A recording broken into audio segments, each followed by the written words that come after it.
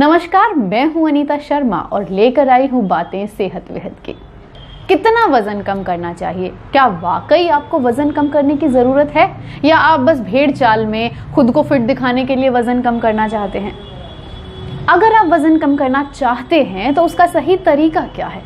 एक महीने में कितना वजन ज्यादा से ज्यादा आपको कम करना चाहिए? क्या वाकई एक महीने में 10 किलो, 12 किलो या 15 किलो वजन कम करना मुमकिन है? और अगर मुमकिन है तो ये आपकी सेहत के लिए कितना अच्छा है? ऐसे ही बहुत से सवालों को लेकर हम सीधा पहुंचे पद्मश्री डॉक्टर प्रदीप चौबे के पास और उन्होंने हमें दिखाई सही राह। सर, सबसे पहला सवाल, बात वजन की हो रही है जिसका असर दिखता तो शरीर पे है लेकिन वो दिमाग पे भी बहुत असर करता है। तो सबसे पहले मैं ये जानना चाहूँगी कि आपको मेंटली जो मोटापा है वो मानसिक रूप से कैसे प्रभावित करता है? देखिए, मोटापा का मतलब है कि वज़न ज़्यादा है, और वज़न ज़्यादा का मतलब है कि आप अपने आप को कैसा देखते हैं मिरर में। सो इसको हम लोग सेल्फ एस्टीम कहते हैं कि आपकी सेल्फ एस्टीम कैसी है। अगर आपका फिगर अच्छा है और अगर आपका weight within normal limits है तो you feel confident, and you have psychologically also you are confident, standing properly, talking properly. And अगर आपकी बॉडी का शेप ठीक नहीं है, वजन ज़्यादा है, obviously your posture will change. जिस तरह से आप बात करते हैं वो चेंज होता है, जो कपड़े आप पहनते हैं, तो इसको हम सेल्फ एस्टीम कहते हैं। सो वेट का सबसे बड़ा प्रॉब्लम है कि it reduces your self esteem, which is a bottom line, क्योंकि उसके बाद में सारी सब साइकोलॉजिकल और psychosomatic problems and psychiatric problems also to great extent starts developing over a period of time. तो आई थिंक ऐसे ही लोगों को टारगेट करते होंगे वो स्लोगन्स जो कहते हैं कि तेज़ी से वज़न घटाइए या एक हफ्ते में 12 किलो लूज़ कीजिए या 20 किलो लूज़ कीजिए। इन स्लोगन्स को आप कैसे लेंगे? क्या ये इफ़ेक्टिव हैं? इनको फॉलो करना चाहिए? क्योंकि इनके लिए बहुत सारे डाइट प्लान्स भी होते हैं या बहुत सारे तरीके लोग बताते हैं कि वेट लूज़ कैसे करें। ये वेट लॉस के जितने भी स्लोगन्स हैं जो हम देखते हैं, they are mostly the commercial slogans. It is to attract you towards that particular programme. It's indicator, because जितना ज़्यादा वेट लॉस उनको प्रॉमिस करेंगे उतना चांसेस हैं कि आप उनको अट्रैक्ट कर सकें अपने साइड में and they can enter your program. But having said that, I think it quick weight loss is not advise. हमेशा weight loss has to be gradual in this. इसके पीछे की वजह से एक मेडिकल कंडीशन होती है और एक बॉडी का रिएक्शन होता है जिसको हम लोग यो इफेक्ट कहते हैं. सो यो इफेक्ट का मतलब होता है, आपने देखा होगा यो बॉल होती है, आप जितनी जोर से मारेंगे उतनी ज़्यादा उछलेगी. So what we have seen in weight loss programs कि अगर आपका वेट तेज़ी से आप लूज़ कर रहे हैं या क्रैश डाइटिंग कर रहे हैं, तो अगर आप 10 किलो वजन कम करते हैं तो over a period of time it will be more, मतलब 10 से ज़्यादा आएगा, 11, 12, 13, 14 किलो वापस आएगा. तो हम लोग का सबका ये सजेशन रहता है कि अगर आप वेट लॉस का प्लानिंग कर रहे हैं तो पहली बात तो वेट लॉस स्लो होना चाहिए, ग्रेजुअल होना चाहिए. क्योंकि अगर वेट लॉस ग्रेजुअल है और स्लो है तब उसके वापस आने के चांसेस कम होते हैं. जितना आप ज़्यादा वेट लॉस करेंगे उतने ज़्यादा आपका वेट वापस आने के चांसेस हैं. इसको यो इफेक्ट कहते हैं.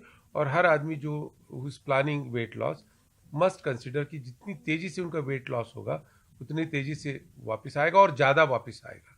तो सर, वेट लॉस का फिर क्राइटेरिया क्या रहेगा? मतलब जैसे आपने बताया कि एक सही उसमें अनुपात में वेट लॉस करना चाहिए, एकदम से बहुत तेज़ी से नहीं होना चाहिए वो, तो सही क्या रहेगा अनुपात? जनरली आई थिंक अगर हम अबाउट 2 किलो अगर वेट लॉस हो रहा है करीब करीब per month, which is reasonable और जो ठीक भी है, और उसको हम ग्रेजुअली कर रहे हैं तो सडन वेट लॉस के प्रॉब्लम नहीं है.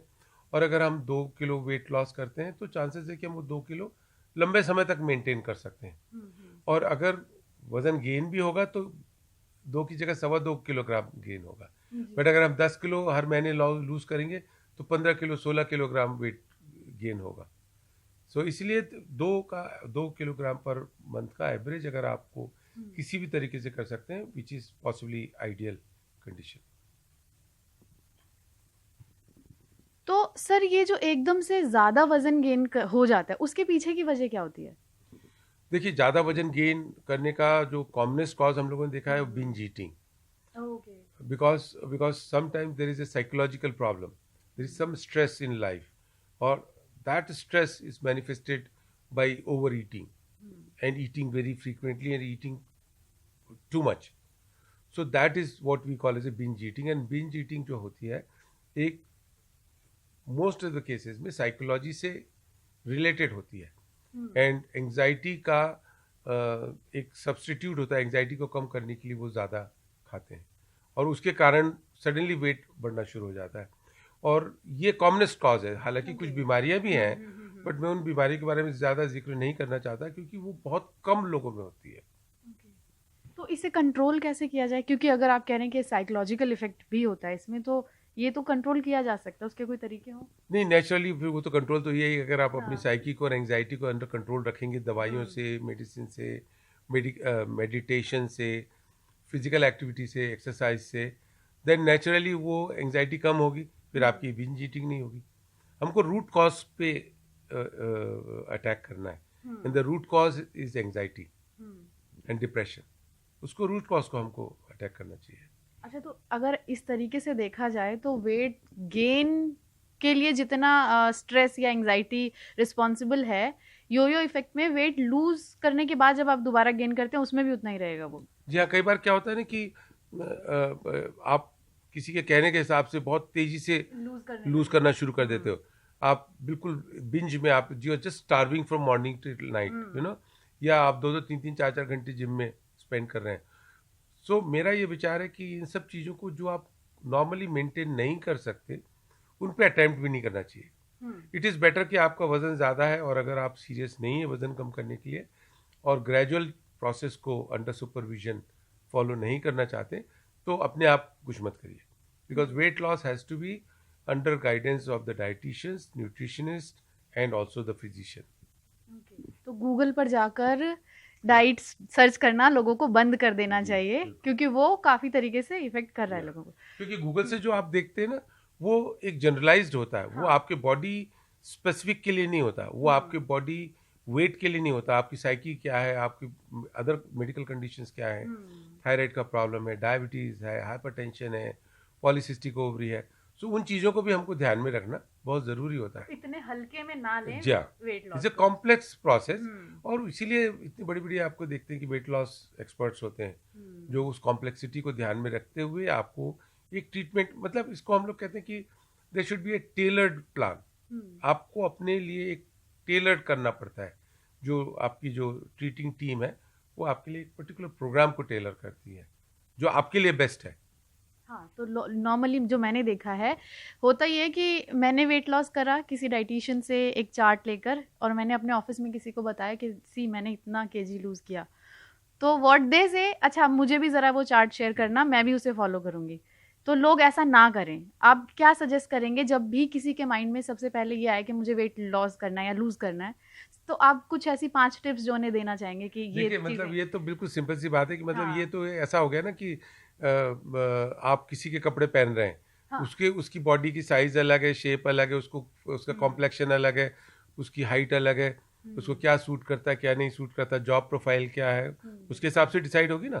तो उसी तरह से अगर हमको भी जॉब प्रोफाइल के हिसाब से और बहुत सारी चीज़ें से करना है, तो जब आप डाइटिशियन के पास में या टीम के पास में जाते हैं तो वो आपके हर चीज़ों के पॉइंट्स देते हैं और there is a way to calculate it.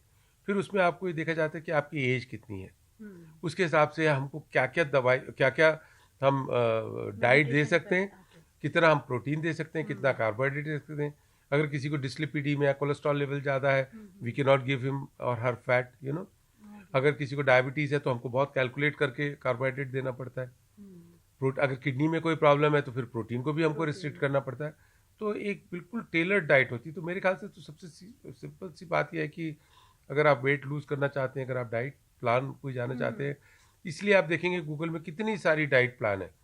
और एक फैशन है कि एक फैशन में एक डाइट प्लान आता है, कुछ समय बाद वो चला जाता है, फिर नया डाइट प्लान आ जाता है. क्योंकि this is how we keep on changing the fashion, because losing weight somehow has become a fashion now.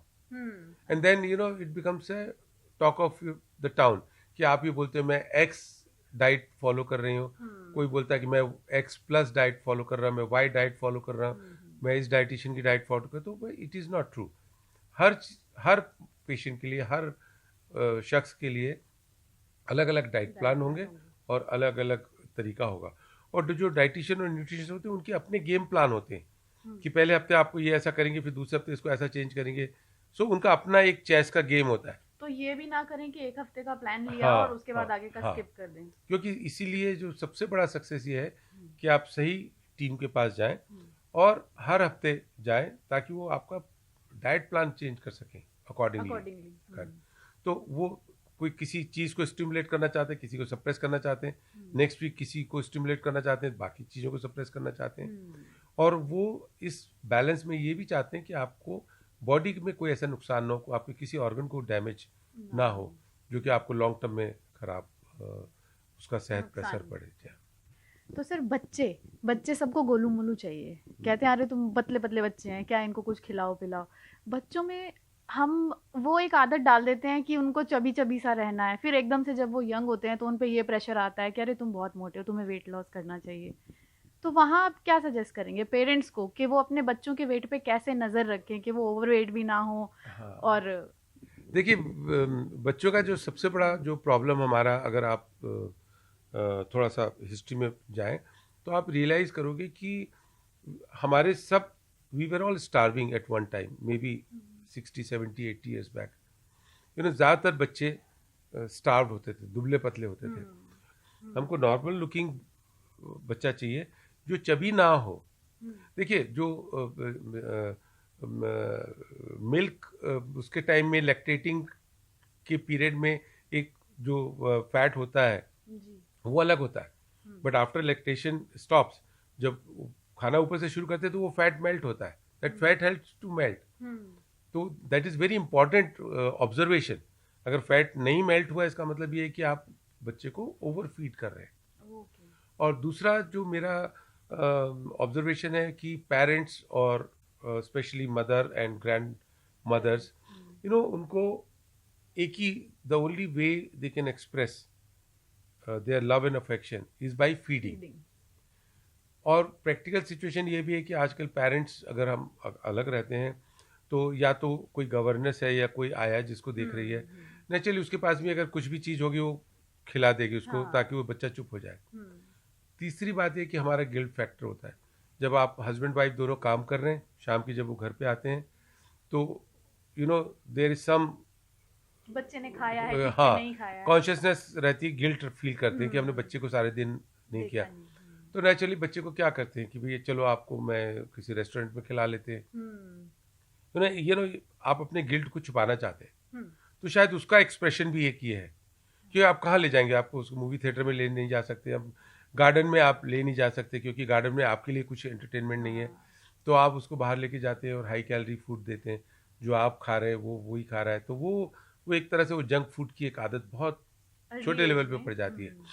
और जितने भी जंक फूड होते हैं जिनके कुकिंग मीडियम के हिसाब में कैलोरीज बहुत होती है, अगर वही चीज़, अगर सेम डिश अगर आप घर पे बनाएंगे तो उसकी कैलोरी कम होगी क्योंकि आप हाई क्वालिटी का कुकिंग मीडियम्स वगैरह यूज़ करते हैं। पर अगर आप बाहर लेंगे तो नेचुरली वो इतने हाई क्वालिटी का नहीं कर सकते। तो सेम साइज़ अगर आप बर्गर की बात करते हैं तो घर का जो बर्गर बना हुआ है उसकी कैलोरी की वैल्यू बहुत कम होगी as compared to the same burger which you buy from outside. तो सर ये तो थी बातें बच्चों की, अब थोड़ा सा बुजुर्गों की तरफ भी चलते हैं। मेरी फैमिली में भी एक बुजुर्ग हैं, उनको डॉक्टर ने बोला कि आप ओवरवेट हैं, आपको थोड़ा सा वेट कम करने की ज़रूरत है। उनका कहना ये है कि मैं सिर्फ एक रोटी खाती हूँ, सुबह भी शाम को भी, हल्का फुल्का वॉक भी कर लेती हूँ।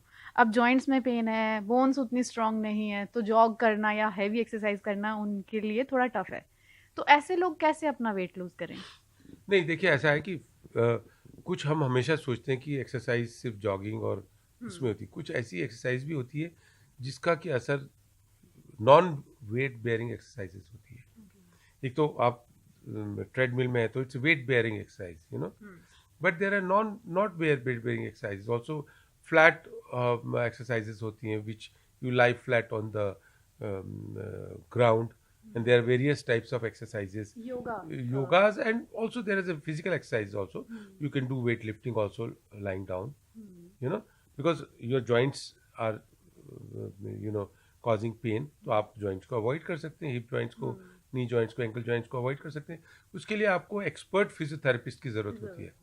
तो all physiotherapists they are aware कि अगर किसी की जोड़ में दर्द है या कोई जॉइंट में पेन है या कुछ है, फिर भी वो उनका वो वेट लॉस उससे कर सकते हैं. दूसरा, जैसे आपने कहा कि एक रोटी खाते हैं, क्योंकि हम अनफॉर्चुनेटली हर एक आदमी का एक मापदंड बना हुआ है और वो मापदंड रोटी से रिलेटेड है. कोई ये नहीं कहता कि रोटी की साइज़ क्या है और शेप क्या है और थिकनेस क्या है.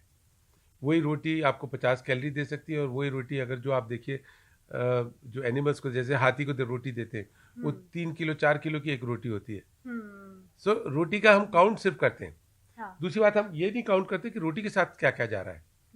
रोटी के साथ में 10 चीज़ें जा रही हैं जिसमें कैलोरी हाई है. और स्पेशली जो मैंने ऑब्जर्व किया है कि जो सबसे ज़्यादा कैलोरी हम कई बार कंज्यूम करते हैं कि इसमें कोई कैलोरी नहीं है, और हम सोचते हैं वो है पापड़, वो है आपके ऑयल वाले अचार, जिनमें बहुत कैलोरीज होती है, सोडियम बहुत ज़्यादा होता है, और हम उसको काउंट नहीं करते. कई लोग बहुत सारी ऐसी चीज़ें हैं जो मीठी चीज़ों के साथ में वो चपाती खाते हैं, उसमें घी भी डाल लेते हैं. कोई लोग चपाती गुड़ के साथ में खाता है, कोई चीनी के साथ में खाता है, कोई बाकी. तो हम सिर्फ चपाती को काउंट करते हैं कि हाँ इतना खाया, विच इज़ नॉट करेक्ट, है ना. हमको इन टोटल वो डाइट की कैलोरी देखना है कि ये डाइट कितनी कैलोरी की डाइट है. अगेन वो डाइटिशियन ही आपको बता सकता है कि वो उसमें एक चपाती है और एक कटोरी दाल है तो इसकी इतनी कैलोरीज हुई, इसमें आप और नहीं कोई चीज़ ऐड कर सकते. अच्छा, उसके बाद में खाना खाने खत्म करने के बाद में उसके बाद की एक्टिविटी कोई नहीं बताता. कि हम स्वीट डिश क्या खा रहे हैं. आप गुलाब जामुन खा रहे हैं, रसगुल्ला खा रहे हैं, पेड़े खा रहे हैं, आम खा रहे हैं, वो आप कैलकुलेट नहीं करते. और तीसरी बात, फिर इन बिटवीन जो 2 डाइट लंच और डिनर है, उसके बीच में आप क्या क्या चीज़ खा रहे हैं, इन बिटवीन जो भी ईटिंग्स हैं, निक नेक्स जो आप खा रहे हैं, उसके आप कैलोरी कभी नहीं कैलकुलेट करते. सो कई चीज़ों में मैंने देखा है प्रैक्टिकली, अगर आप देखेंगे कि एवरीबडी टॉक्स अबाउट मैं सिर्फ एक रोटी खाता हूँ. तो सर लास्ट क्वेश्चन है, क्या ऐसे तरीके हैं जो वजन कम करने की गारंटी देते हैं? देखिए, वजन कम करना की गारंटी कोई नहीं दे सकता, क्योंकि इट इज़ नेचर. आपकी बॉडी में क्या जीन्स हैं, आपकी बॉडी का मेटाबॉलिक रेट क्या है, आपकी body how it reacts to different types of food. So there is no guarantee. But yes, जैसे हम अपने बच्चे को स्कूल में भर्ती करते हैं, तो आप ये गारंटी नहीं कर सकते कि बच्चा पास होएगा. अच्छे से अच्छा टीचर होगा, अच्छे से अच्छा स्कूल होगा, उसमें भी बच्चे फेल होते हैं और उसमें भी बच्चे ब्राइट बन के बनते हैं. तो एक बहुत अलग अलग चीज़ों का कॉम्बिनेशन है. आपकी जेनेटिक कोडिंग किस टाइप की है, आप कैसे प्रोटीन और फैट और कार्बोहाइड्रेट को आपकी बॉडी कैसे हैंडल करती है, कितनी फिजिकल एक्टिविटी करते हो. और फिजिकल एक्टिविटी भी डिपेंड करता है क्योंकि BMR कितना है, बॉडी मेटाबॉलिक रेट कितना है. तो एक आदमी 1 घंटा एक्सरसाइज करके एक्स कैलोरी बर्न करेगा, दूसरा 1 घंटा एक्सरसाइज करेगा, फिर भी उसकी x माइनस कैलोरी बर्न होगी. सपोज किसी की 100 कैलोरी बर्न हो रही है तो किसी की 1 घंटे एक्सरसाइज के बाद में 50 कैलोरी बर्न होगी. हर एक का अलग अलग BMR अलग होगा. सर एक क्वेश्चन और निकला है, BMR क्या खुद से पता लगाया जा सकता है या उसके लिए किसी एक्सपर्ट की है? नहीं, BMR का body metabolic rate, I think we should not confuse with BMI. हाँ, BMI वेट का तो BMI जो है बॉडी मास इंडेक्स है. उसमें क्या है, आपकी height, weight in kilogram divided by height in square metre. अब तो बहुत सारे आप गूगल करेंगे तो आप अपना हाइट और वेट डालेंगे तो BMI आ जाएगा. पर BMR के लिए आपको एक किसी एक्सपर्ट की जरूरत पड़ेगी हु विल कैलकुलेट. बट ये ज़रूर देखा गया है कि समय के साथ में जैसे जैसे आप एक्सरसाइज करते जाएंगे, आप अपने बॉडी मेटाबॉलिक रेट बढ़ा सकते हैं. तो उतनी एक्सरसाइज में आप ज़्यादा कैलोरीज बर्न कर सकते हैं, but it happens over a period of time. तो ये थे डॉक्टर प्रदीप चौबे, जिन्होंने हमें ये बताया कि बिना स्ट्रेस लिए आप कैसे अपना वेट लूज कर सकते हैं, वो भी सही तरीके से, सही डाइट लेकर और किसी एक्सपर्ट की निगरानी में रहते हुए.